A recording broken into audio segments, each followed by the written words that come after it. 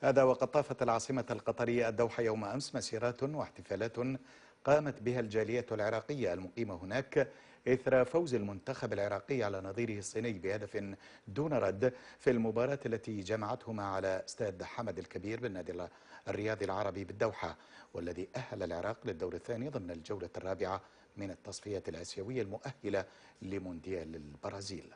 وقد ارتفع رصيد المنتخب العراقي إلى 9 نقاط احتل بها المركز الثاني في المجموعة الأولى، وتجمد رصيد المنتخب الصيني عند 3 نقاط احتل بها الترتيب الثالث.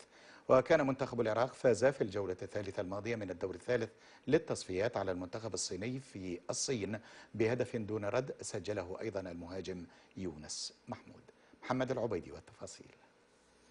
كأس العالم كأس العالم. نجح المنتخب العراقي في الحصول على نقاط الفوز في مباراته المهمة التي جمعته بالمنتخب الصيني إثر الفوز الثمين الذي حققه منتخب العراق لكرة القدم في المباراة التي جرت بملعب النادي العربي في العاصمة القطرية الدوحة.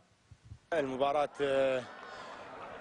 كانت لها ندية، يمكن ضيعنا أكثر من 7 فرص يعني محققة، لكن تعرف هاي كرة القدم. الحمد لله الدقيقة الأخيرة يعني بآخر المباراة رب العالمين وفقنا وسجلت هدف. هذا ينطي طابع أن المنتخب العراقي لحد النفس الأخير هو يتقاتل بالمباراة. إن شاء الله هاي الميزة تبقى ويانا لحد التأهل لكأس العالم إن شاء الله. كانت المباراة يعني مو سهلة، مباراة صعبة. الفريق الصيني لعب باندفاع هجومي قوي على اعتبار أنه الفرصة الأخيرة له لتعديل موقعه في المجموعة، ولكن لاعبينا كانوا ابطال، قدروا ينفذون تعليمات المدرب بكل حذافيرها بالشقين، الجانب الهجومي والجانب الدفاعي، والحمد لله حصلنا مجموعه من الفرص، اضعنا الكثير من الفرص، ولكن قدرنا نستثمر الفرصه الاخيره بنهايه المباراه وقدرنا نحسم النتيجه. مبروك للاعبينا، مبروك لشعبنا، مبروك لكل مشجعين شعب المنتخب العراقي، وان شاء الله القادم افضل بعون الله. شهدت العاصمة القطرية الدوحة مسيرات احتفالية من قبل الجالية العراقية المقيمة في قطر، كما احتشدت أعداد أخرى من الجماهير العراقية في مكان سكن المنتخب العراقي فرحا بالفوز الثمين. الحمد لله وشكر. مبغانا كانت 3 نقاط، يعني دخلنا المباراة المنتخب الصيني جاء من خسارة، هناك فارق 3 نقاط، الخسارة تعني له يعني مثل ما نقول 80% من فقدان التأهل.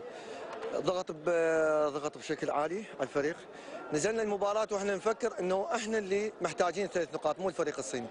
الحمد لله والشكر قاتلنا بالملعب وبجهود اللاعبين، ونقول الحمد لله والشكر فرحنا جمهورنا اللي داخل الملعب واللي بالعراق اللي شاهدنا على شاشة التلفزيون، ونقول لهم مبروك الف مبروك، وان شاء الله القادم افضل ان شاء الله.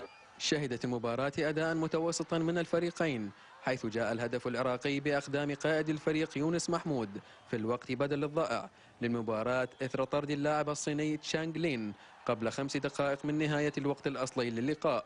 كما شهدت المباراة إهدار العديد من الفرص المواتية، لكنها افتقرت إلى النهايات الصحيحة. محمد العبيدي لقناة الحرة.